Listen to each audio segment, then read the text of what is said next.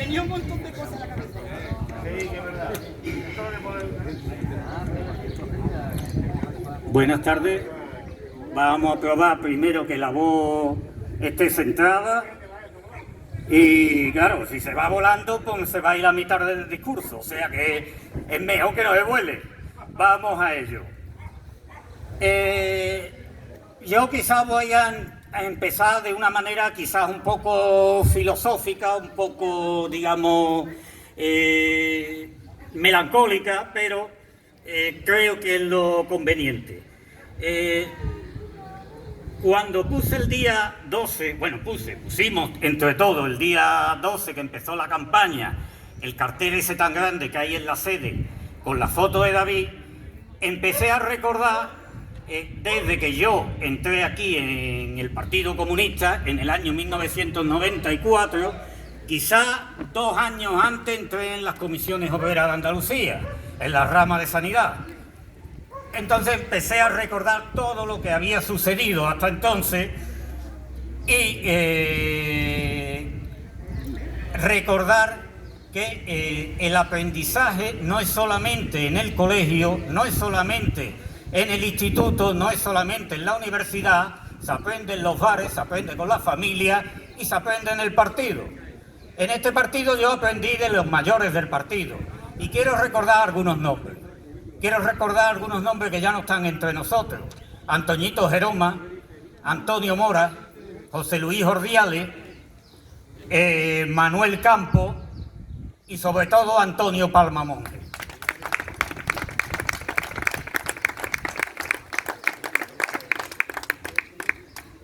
De Antonio Palma Monge aprendí un tema de que cada vez que había una reunión de partido o había un meeting se daba un entronque para que el siguiente iniciara y se dedicara a los problemas del pueblo.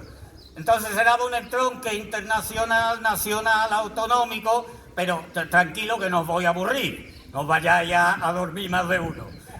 La situación internacional es muy complicada, sí. Que vamos a dejar un tupido velo, porque la situación internacional lo único que tenemos que tener claro que nuestra fuerza lo que quiere es la paz y la diplomacia, y no que muera gente, y no que mueran rusos, y no que no mueran ucranianos. Lo que queremos es que en una mesa de negociaciones en las Naciones Unidas se diriman todos los conflictos en el siglo XXI con paz.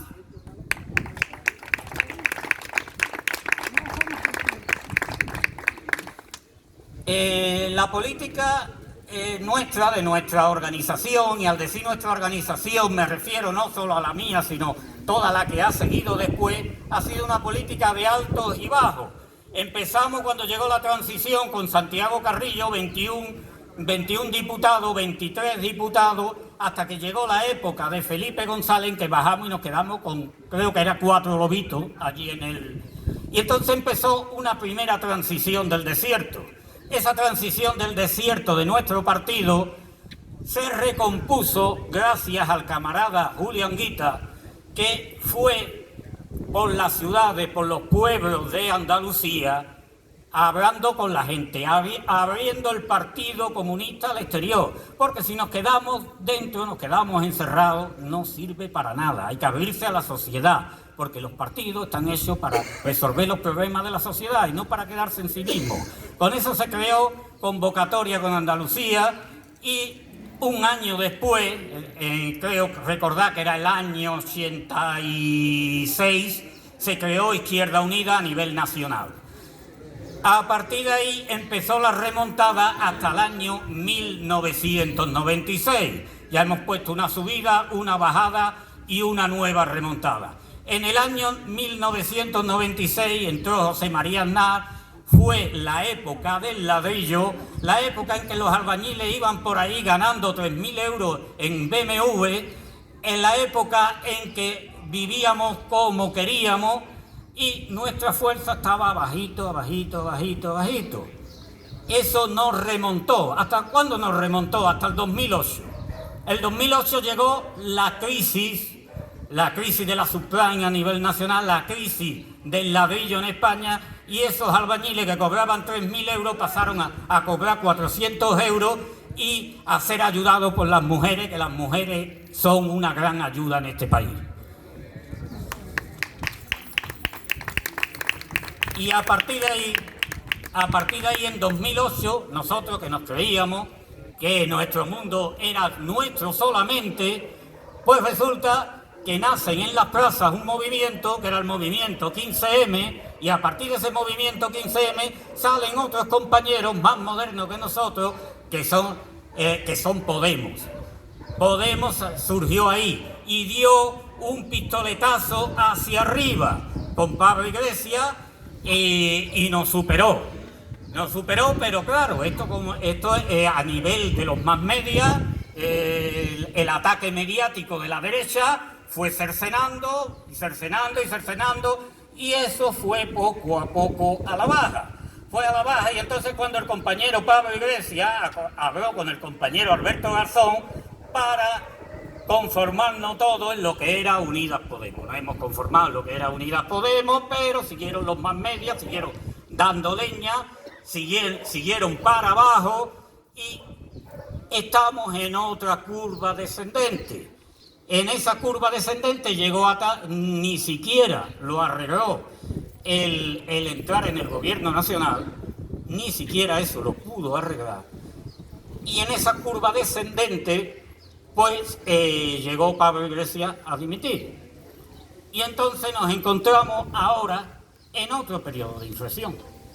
En otro periodo de inflexión en el cual ya no se trata de hacer un discurso hiriente contra Pablo Iglesias, donde uno atacaba, la derecha atacaba, otro le contestaba, fake news, bulos, etcétera, sino que ahora se trata de hacer un ataque contra un discurso feminista, que es un discurso que se basa en los hechos, que es un discurso que se basa en los logros de nuestro gobierno, y que ese discurso es muy difícil de rebatir.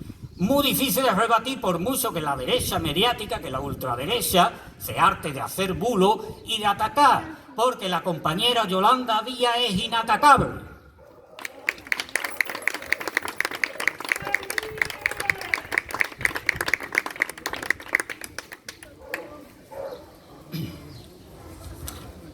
Y como la política es política de hechos, porque el que yo le diga que tú eres más y que tú eres más y tú me ataques, eso a la gente no le interesa. A la gente que yo me meta con la derecha y que la derecha se meta conmigo, me dice, bueno, ¿y mis problemas de mi vida quién me los resuelve? Pues yo voy a hablar de que hubo una pandemia.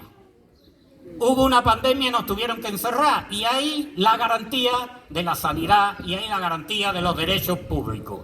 Porque no tuvieron que encerrar, porque no había UCI suficientes. Y ante el colapso, pues, tuvimos que encerrarnos. Y cuando nos encerramos, ¿qué propuso nuestros ministros y qué propusimos? Pues que si la mayoría de las empresas de este país son empresas dedicadas al sector turístico, dedicadas al comercio, y había de encerrar y todo el mundo iba a la calle, pues ERTE para mantener, ERTE para que la gente siguiera comiendo, ERTE para que las empresas no se cerraran. Eso lo hicieron los ministros de Unidas Podemos, eso lo hizo Yolanda Díaz. Y hay mucha gente que se dedica a la economía sumergida. Y eso no tienen ingreso ninguno, ni siquiera los 400 euros. Si no tienes los 400 euros y estás encerrado en tu casa, ¿de qué comes? Renta mínima de inserción. También se debe a nuestros ministros de Unidas Podemos.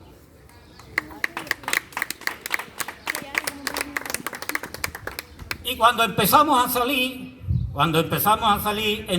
de esta debacle, no íbamos a salir por la derecha, teníamos que salir por la izquierda. Y tenemos que salir por la izquierda modificando la reforma laboral, todos los temas que dañan al trabajador y que hizo Rajoy. La reforma laboral, pues sobre todo el tema de la ultraactividad, que puedas perder todos los derechos de tu convenio por no sentarte a negociar, las bajas, una cosa tan dura como que tú estés en tu casa de baja y te encuentres despedido, eso también lo ha reformado Yolanda Díaz. Y hemos subido el salario mínimo a 1.000 euros. Cuando dice hemos subido el salario mínimo a 1.000 euros, aquí que estamos entre trabajadores, por ejemplo, yo no me quiero tampoco tirar, yo soy funcionario, no me falta el sueldo al mes y yo cobraré pues unos 1.300 y pico. Bueno, pues difícilmente se llega a fin de mes. ¿Cómo está la ultraderecha diciendo que el país se va ahí a la mierda porque se le den 1.000 euros a una persona? Yo soy solo una familia que solo entre 1.000 euros en su casa. ¿Cómo se puede criticar eso? Pues se critica porque hay periodistas de los más medias que por criticar esos 1.000 euros se están llevando 6.000 euros al bolsillo. Y se critica porque hay gente que trabaja en los grandes bancos que cobran más dinero que los que trabajan en los bancos europeos y te dice que se va al país a la mierda porque se le da a 1.000 euros a alguien que no tiene ni para comer con 1.000 euros.